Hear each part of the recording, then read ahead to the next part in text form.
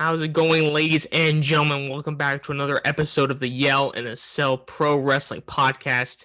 New Mike, new Zach, here with JP Acosta. First of all, JP, how's it going? It's going great, man. You got the new mic sounding all crispy, but it's I'm telling you, that is a good way to listen. When I hear a nice chop from Ric Flair from the back in 10 years ago, it's a crispy chop. That's all I'm saying. I'm gonna describe every stiff move I ever see in wrestling now as crispy and extra crispy. It's gonna be something like I'm ordering wings or something. No, but yeah, so listen, we have a packed weekend for the podcast. Obviously, we have this episode right now. We're going to be going over our reactions for NXT Takeover Vengeance Day, which happened this past Sunday. An absolutely crazy event that we'll talk about that had amazing wrestling and some crazy moments, which we'll talk about, obviously, that one moment that everybody's probably knows what I'm talking about. Plus, this weekend, we'll do our weekly, weekend recap of wrestling. Another eventful week of wrestling like it always is. Plus, Elimination Chambers is Sunday. So we're going to be doing our predictions for that. Pregnant Lacey Evans facing Asuka. It's going to be going. I forgot what's happening this week. Yeah, that's so we'll have our predictions for that. Obviously we want to do it after SmackDown. Maybe there's like another match going on. Who knows? Even though that would be weird because again, like Lacey Evans can't wrestle. She's pregnant. She's supposed to face Asuka. So if they're gonna fill in someone or take it off, they have to announce it pretty soon. So we'll see. But we're talking about NXT Takeover, and it started off. This match card was absolutely bonkers. 5 matches on the card. Each one of them could have been a barn burner itself. But we start off the opening match for the Women's Dusty Cup, the finals. Dakota Kai and Raquel Gonzalez taking on Ember Moon and Shotzi Blackheart. This match pretty much started off the way every Raquel Gonzalez included match starts off. She was dominating. And then when Dakota Kai came in, she was pretty much being isolated by Ember Moon and Shotzi Blackheart. And the one thing I will say about this match that was kind of weird for me was that I felt like that Raquel Gonzalez and Dakota Kai were acting kind of like the faces here, and let me explain why. It's because in every tag match with a face and a heel, the heels always isolate the face in the corner. They always tag back in and out.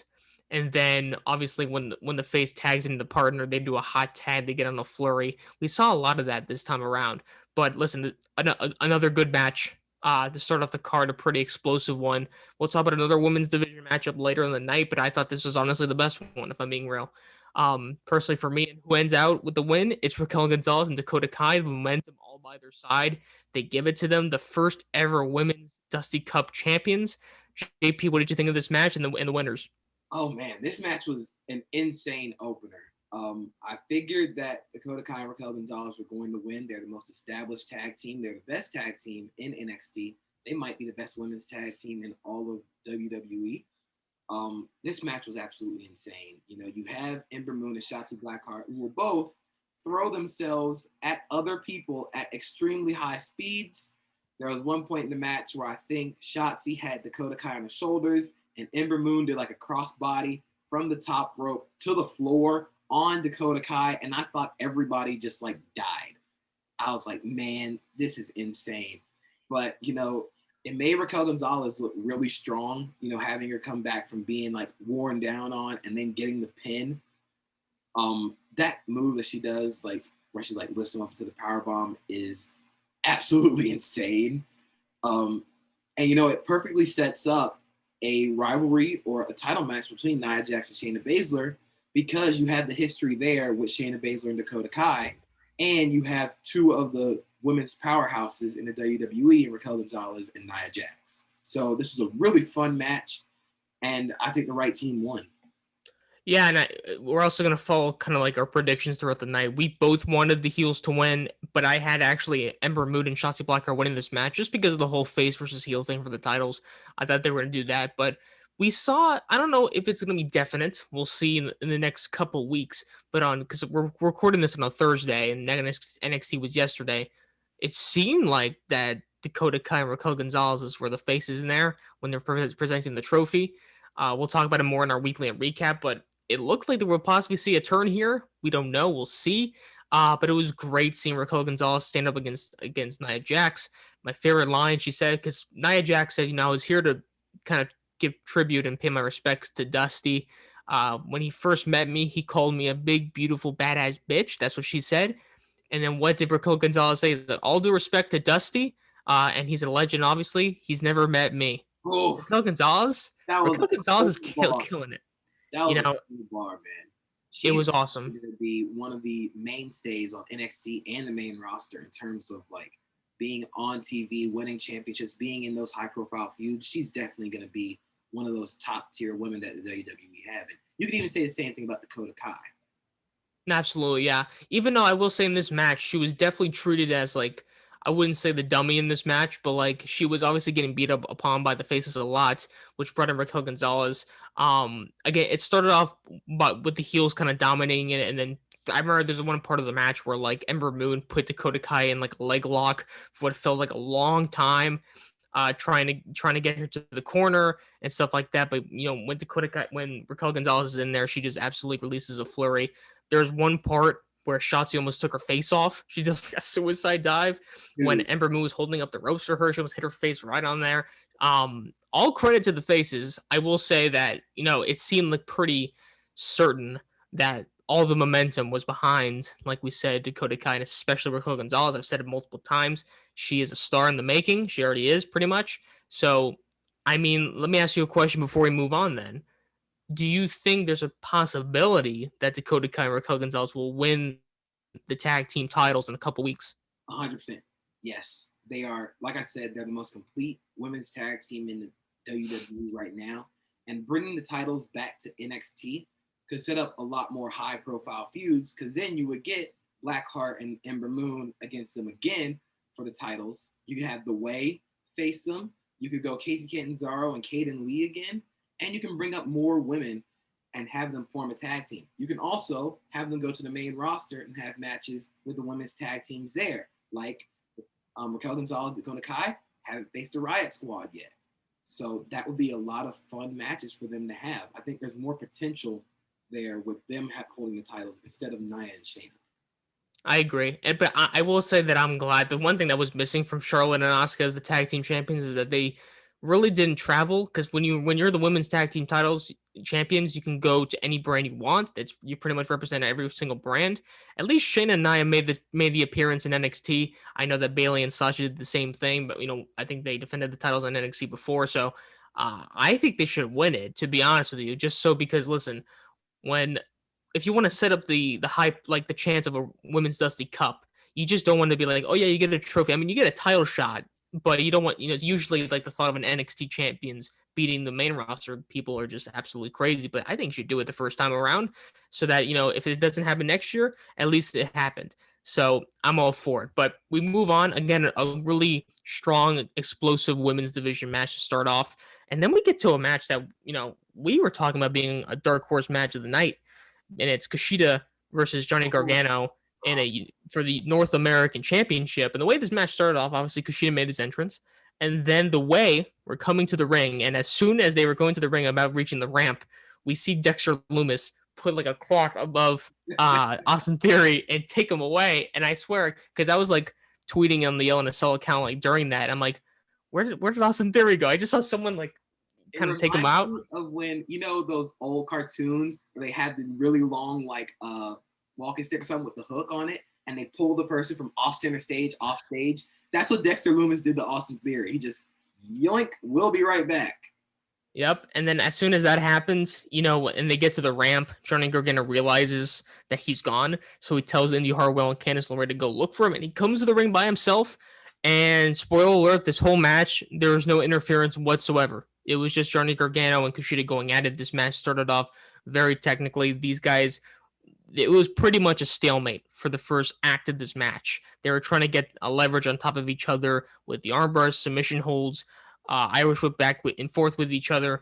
It started off very smooth, and then it got to a point where Kushida was targeting the arm like they did, like he's been doing the past couple weeks. Johnny Gargano was Johnny kick out a lot of this match like he usually is. It was just a phenomenal match, and I think we pretty much predicted it.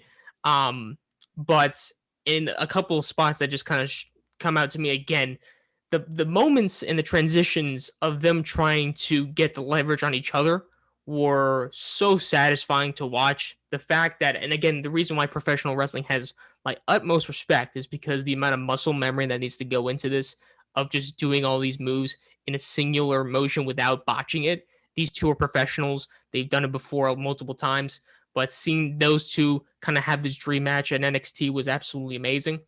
There's a moment where uh like Johnny Gargano did a twisting suplex on Kushida as he was trying to do a hoverboard lock, and then he did the hoverboard lock off the top rope.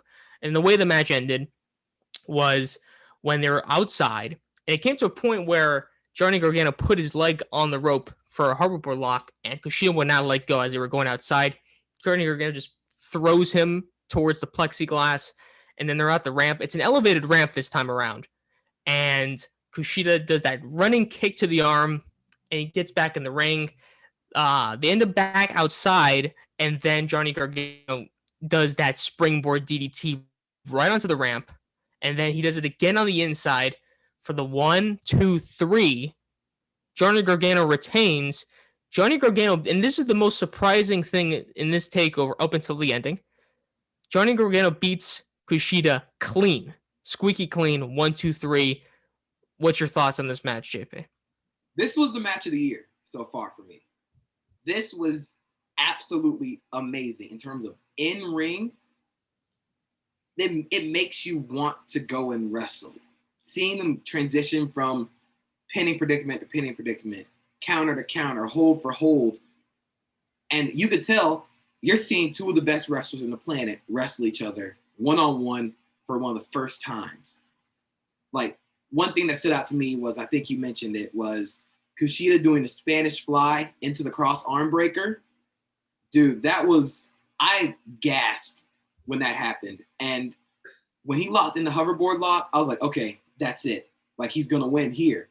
And then he got to the ropes. I'm like, oh, God, they're going to do it.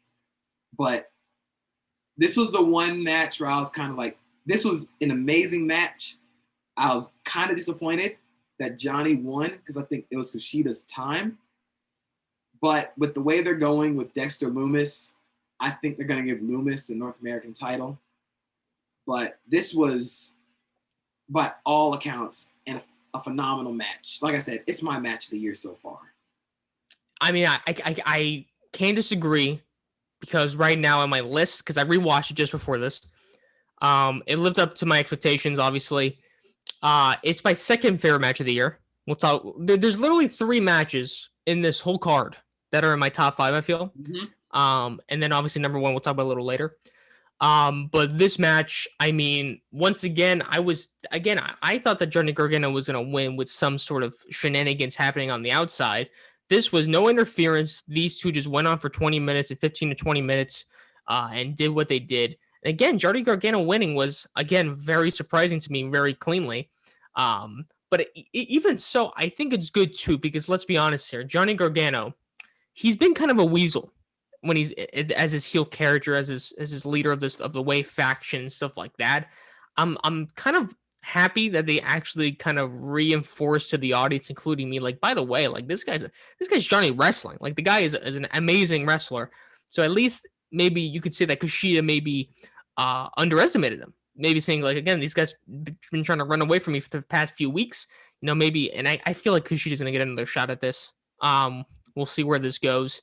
But it was just an absolute banger of a match. My second favorite match of the year, JP's favorite match of the year so far. And when it comes to predictions, we're both 1 and 2 at this moment. You know, so it was just a great match. So, but we do move on to the third match of the night, which was the men's Dusty Rhodes Classic Finals. Again, this card, it doesn't disappoint. You had MSK against Grizzled Young Veterans in the finals. And listen, for each of these teams, especially MSK, the momentum was at sky high, you know, because their debut match against Swerve Scott and Jake Atlas was absolutely crazy. And each match they've been a part of has been just banger after banger after banger. And now they're with Grizzled Young Veterans. I was surprised that this match was this good just because their contrasting styles are contrasting, but they made it work. There was moments where Grizzled Young Veterans tried to kind of ground MSK to play the mat game. And then it was obviously times where kind of MSK got loose and Wesley was doing crazy stuff. He did like a front flip senton bomb off the turnbuckle. He ran and turnbuckle and cleared it and got them. And I thought in the closing moments of this match, I thought it was over for MSK when Grizzly Young Veterans did that Doomsday device on the outside to Wesley, wiped him out clean. I thought they were basically going to handle Nash Carter pretty well, but then MSK kind of gets back into it at the end there. We see kind of a flurry with them. And then obviously they do that Springboard neckbreaker for the win. This was an absolute amazing match. JP, what did you think? I loved this match. This is another thing that went in my match of the year list because, oh my goodness, it was death defying. It had those moments where you're like, oh my God, are they going to win? Is Grizzly Young Veterans really going to win this? I thought it was over with the Doomsday device to the outside. You had Wesley, Nash Carter doing their thing. Absolutely amazing. And, this match really reminded me a lot of DIY versus the Revival a few years back at Takeover. I said it on Twitter, but the contrast in styles, the way they went about this match, and just the amount of emotion you could feel from both the people wrestling in this match. And for it to be a finals of a tournament and not like a long like rivalry, like how they built up Revival and DIY, this was amazing. And I mean, there were so many moments where, you had Wesley starting off hot with the senton over the ropes. You had, MSK does everything amazing. They did the hot fire flame over two people. Like they did it over one member of Grizzly Young Veterans onto the other. It was an amazing match. This card hasn't disappointed so far. We're like every match, in my opinion, has been a banger.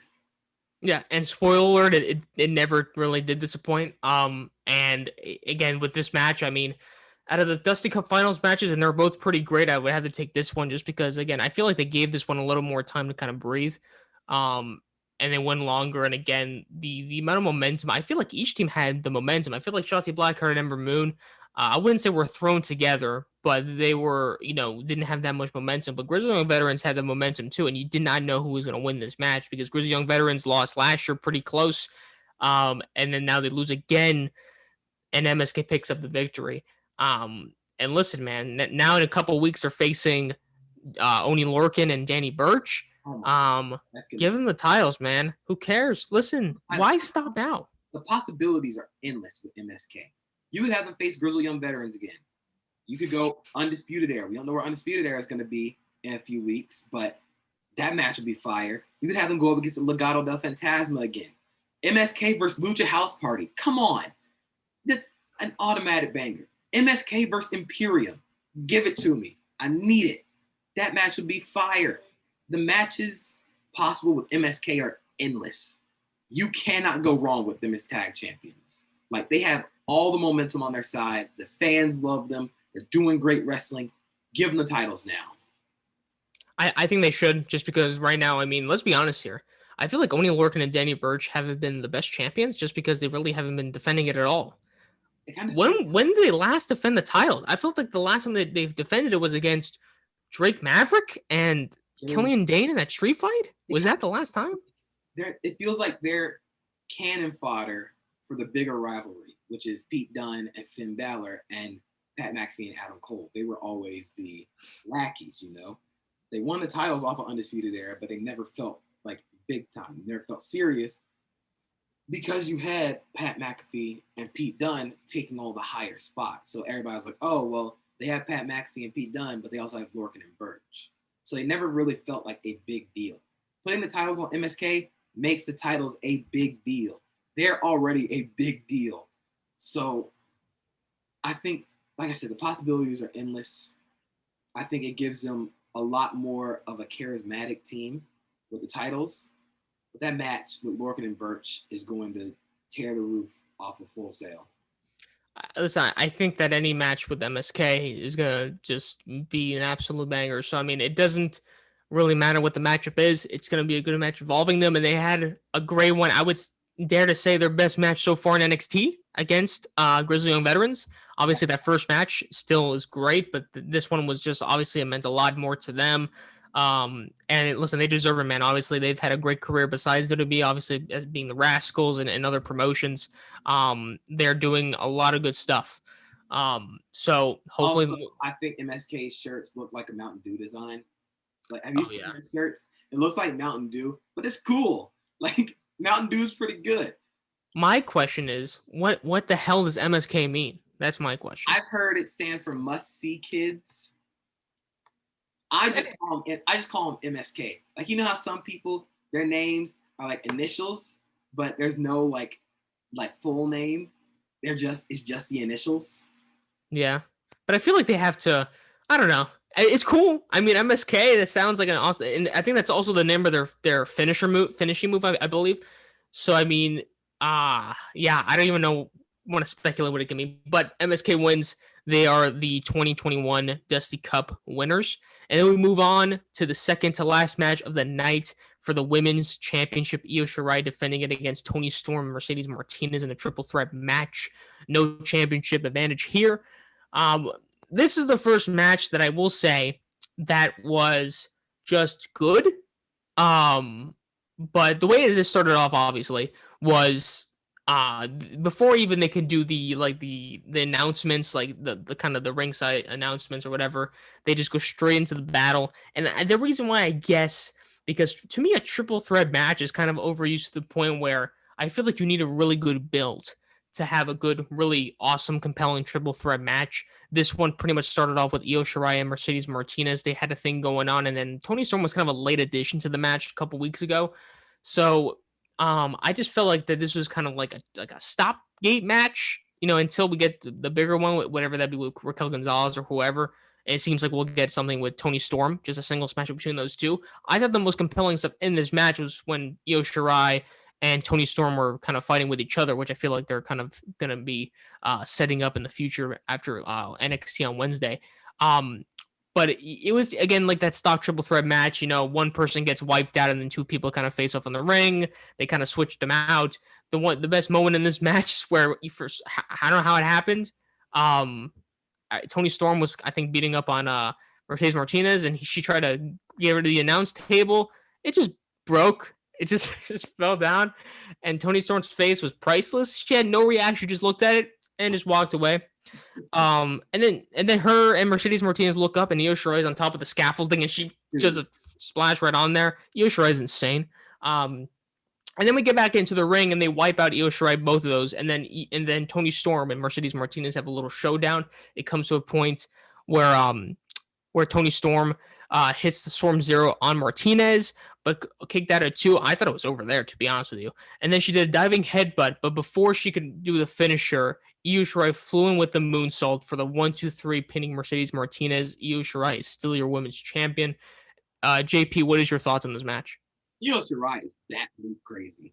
Like, that is the one thing I take away from this match. Like you said, the fact that it's the worst, I'm not gonna say the worst match. It was my least favorite match of this card. It says a lot more about the card than it does the match. The match was very good, but it kind of felt like we needed to take a breather after those first 3 fire matches. And this match was kind of the breather for it.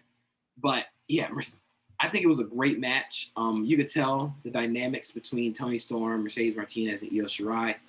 You kind of covered it, like kind of a very stock, like triple threat match. It was very kind of a basic triple threat. Like I said, Io Shirai jumping off scaffolding, insane. I thought it was over when she hit Storm Zero, but then Io Shirai doing the moonsault at the end was crazy. I think Mercedes Martinez definitely was the right person to get pinned. But this sets up Toni Storm versus Io Shirai one-on-one. And like I said, I think Io holds on to this title for as long as she wants to. Because I'm not going to say she's having a top 3 run with the title, women's title, because I don't think it's top 3. But when we're talking about greatest women's title runs in NXT history, I think Io definitely has to be up there. I would definitely say that she's been having a really good run. She looks pretty dominant. Besides, even when you're looking at her stature of character, she has been having a lot of good matches. I feel like that the last match before this title defense was against Rhea Ripley, I think, on an episode of NXT. So yeah, listen, it was definitely a good match, but like I said, when you look at the great triple threat matches, you look at Triple H, Shawn Michaels, and Benoit. You look at Daniel Bryan, Randy Orton and Batista, even just another one like Rock, Undertaker, Angle, and all that, even in the women's division as well. It's like I feel like in a triple threat match, you need a more compelling build up, because to me, when I rate matches, I have to look at the build up as well. That's just kind of how I look at it. So the build up was not the greatest, but the match was still good. Nowhere about it. And I feel like that ending reminded me of like when Jeff Hardy won the WWE title, where like one guy does a move on the other thing, and then he just comes out with a swanton bomb for the 1-2-3. It just really just reminded me of that when she did the moonsault. But yeah. But you think she's one of the better title reigns for the NXT Women's Championship? You say ever? I think she's top 5. Okay. I had to rank them. Well, I guess not rank them. I just say Asuka's is definitely top 3. I think Sasha and Bayley are both up there. Io Shirai, of course, and then I think I go Shayna Baszler, and that rounds out my top 5. But Io's has definitely had the crazy moments, the great matches. She's definitely up there in terms of women's wrestlers to come through NXT and women's title holders. I mean, it makes sense. I mean, again, she's had a lot of, I think all of the matches she really defended her title and were pretty good. I would have to look back at Cage match, but she's having a killer reign, and I feel like that she's going to have that title until Raquel Gonzalez is done with the tag team titles, and then she'll be swooping right in, I feel. But we go ahead and move on to the main event. Pete Dunne versus Finn Balor for the NXT Championship. What more could you ask for this match? I would say. I said before this match, do not be surprised if this is my number 1 match of the year. I hate to say it, it is. I'm going to be rewatching it later today because after I saw that match, I could not believe it. This is how I ranked this match. I said to myself, if this match is just as good, if not better, than NXT Takeover 31 when Finn Balor faced Kyle O'Reilly for the first time, then it's a banger of the match. That match was my match of the year last year. So far, right now it is February 18th, 2021. We have so many months left of wrestling. This is my match of the year, because I feel like just hearing the thought of an exploding, what is it called? Exploding barbed wire match? Death match. I mean, listen, I love me some death matches and Moxley and Omega, sure. No, but seriously, this match was everything I wanted.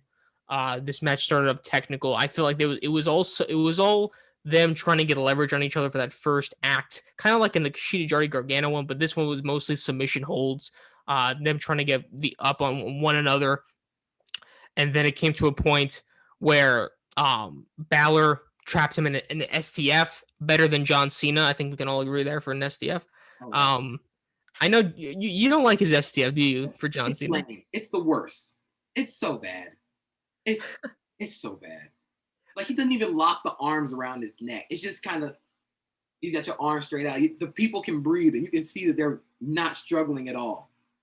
Yeah. No, I mean, listen.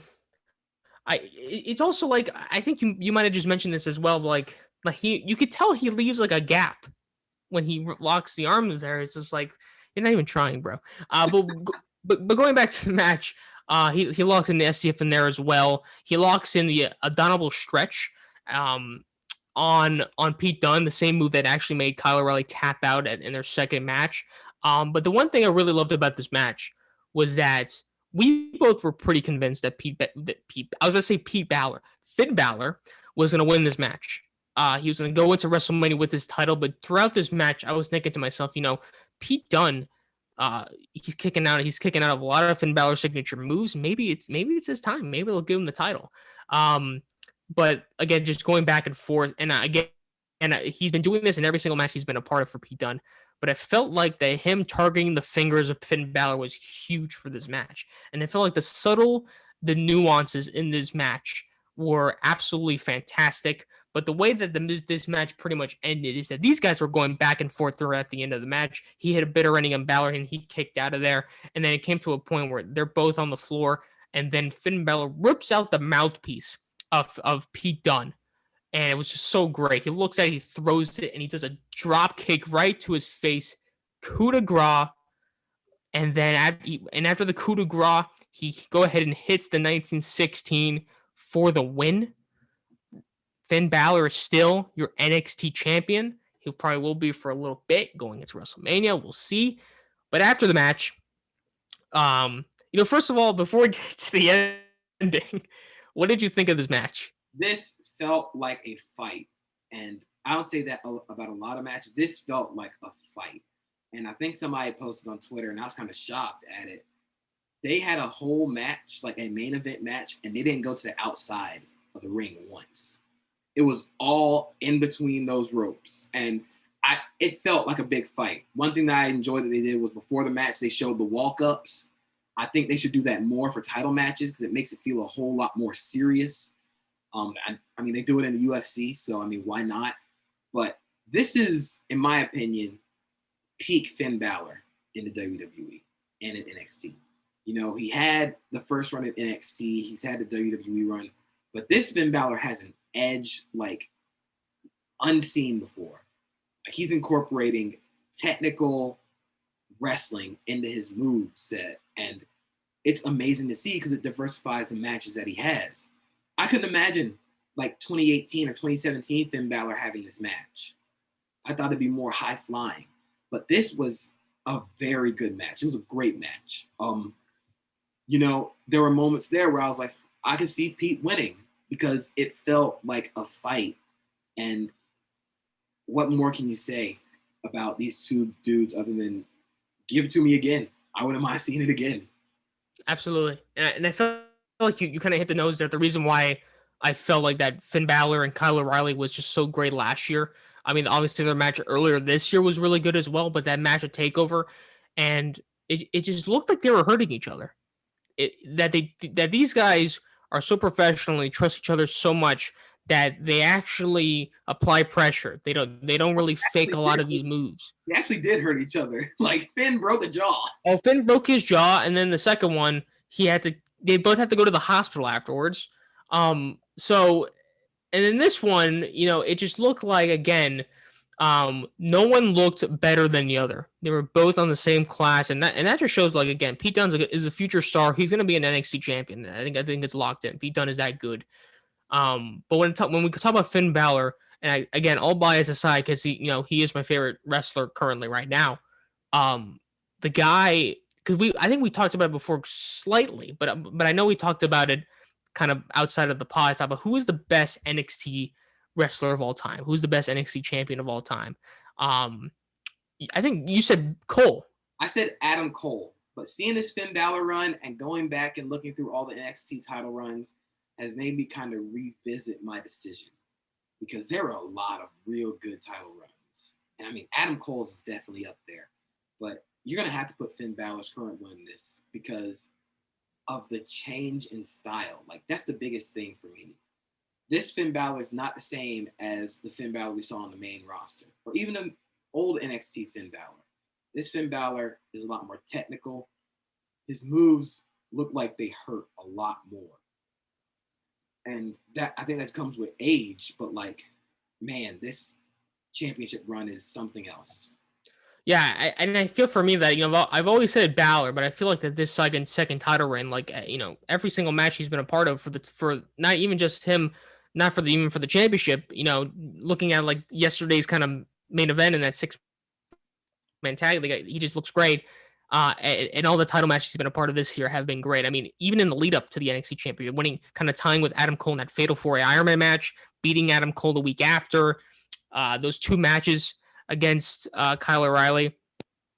Yeah, no problem. There's two matches against Kyle O'Reilly and stuff like that. So again, to me, there's no doubt that he is the best NXT wrestler of all time. But any final words about any final words about Finn Balor, Pete Dunne, this match, anything? I don't know if I could go Finn Balor's best NXT wrestler of all time. Come on, man. I love Kevin Owens. I have said on this podcast how much I love Kevin Owens. He is my spirit animal. I don't know. I mean, you got Kevin Owens. You have Shinsuke Nakamura, who had an amazing run in NXT. Sami Zayn. Aleister Black as NXT champion was also amazing. Okay, one thing about Aleister Black as NXT champion. He did have to face Lars Sullivan one time. That's my knock on. That's my knock there. He hit him with the ghost black mask. There you go. Yeah, to me, but again, the only competitor for Adam Cole, for Finn Balor is an Adam Cole, a Tommaso Ciampa, a Johnny Gargano. That's pretty much it. That's like the pillars. But obviously, those guys you named are obviously great as well. But again, also add Samoa Joe. Samoa Joe's title run and those 3 matches with Shinsuke. Oh my God! It was bangers. But after the match, after this match between those two, as he's kind of celebrating and he's trying to lift up the gun fingers, and as you can tell, his fingers are so broken. He's like doing this. It was amazing when that happened. Like, this match was incredible. Lorcan and Birch came out. They started attacking Balor. They got him into the ring. All 3, including them, are beating up on him. Here comes the Undisputed Era. The theme song hits. They kind of drive them out of the ring, and then Kyle O'Reilly picks up Finn Balor off the floor, and they're all doing the logo. And then Finn Balor, he seems like he's going to do the finger guns. Adam Cole super kicks Finn Balor right in the face. Yo. And at this moment, I'm like, okay. I was like, okay. Okay, a lot. I was like, relax, Adam. And then Roger Shawn pushed him back, and Kyle O'Reilly, he's yelling like, why did you do that? Like, we trust him. He trusts me, whatever. And then he looks at Strong and looks back at O'Reilly. He super kicks Kyle O'Reilly right in the face. I died when I gasped. This was the first time in a wrestling event that I was shocked. I was just very shocked. I audibly gasped. And then afterwards, he looks down on at Kyle O'Reilly and Finn Balor, and Strong is just like, what's going on here? Adam Cole leaves by himself. JP, what did you think of this? Oh my God. I think I yelled when this happened. And I was like, oh my God, he kicked Kyle. Like, that's exactly what I said. And I think I said it on Twitter too. I was like, he kicked Kyle. Like, he straight up he killed him. And I'm like, oh my gosh, this is gonna hurt so much, because we're seeing the destruction of the Undisputed Era, which further solidifies the point that the most important member of the Undisputed Era is Bobby Fish. So yeah, where is he in all this? That's what I take from this. Give Bobby Fish his respect. Yeah. But that's NXT Vengeance Day. And obviously and this right now, JP, overall thoughts on this pay-per-view. This is my favorite pay-per-view of 2021. This is one of my favorite NXTs of all time that I've seen. Just top to bottom, every match was amazing. Like, I wouldn't be surprised if there was a 5-star match from out of this card. I completely agree. And again, agree from top to bottom was great. This match had pretty much 3 top 10 matches of the year. The main event was number 1 for me. I'm going to rewatch it right after this. But that's going to do it. And once again, later this week, we're going to have a couple more podcasts. We're going to have the weekend review like we always do. We're going to talk about what this Undisputed Era breakup could mean for the title picture, maybe for a WrestleMania match. We talked about triple threats. Maybe that could be one. We'll talk about it in that weekend review because we have SmackDown tomorrow. We're going to be doing our Elimination Chamber predictions that's coming this weekend. So it's going to be a crazy weekend again. Find us on Twitter at yell_sell, me at Zach Weinberger. I'm a freelancer for the Ford as well. You can find myself also at upressonline.com. JP, before you plug your stuff, his Twitter's at Acosta32_JP. There we go. That's it. I'm also a writer at University Press. I have 2 stories coming out in the first issue that's going to be on Monday. And I also write for Big Cat Country, where I write about football. Sometimes I write really fun stuff. Sometimes I write really smart stuff. Sometimes I write about memes. So just check me out. All good. And also you can find me at the Nerd Pod too. We just released an episode about the Snyder Cut trailer and WandaVision. Check us out there. That's going to do it for this episode. NXT Takeover Vengeance Day. I think we both tied in the predictions this week. This again, and like you said, favorite pay-per-view of the year so far. Royal Rumble was really good, but this was really good as well. That's going to do it for us at Yell and a Cell. Thanks for listening. whether you're on Spotify, Anchor, this is going to be on YouTube. Subscribe, please. Leave us a like and a comment. Send us a message on Twitter, whatever you want. We want to do like a mailbag episode, more tier maker things. We'll come back and we'll let you know. Have a good day, guys.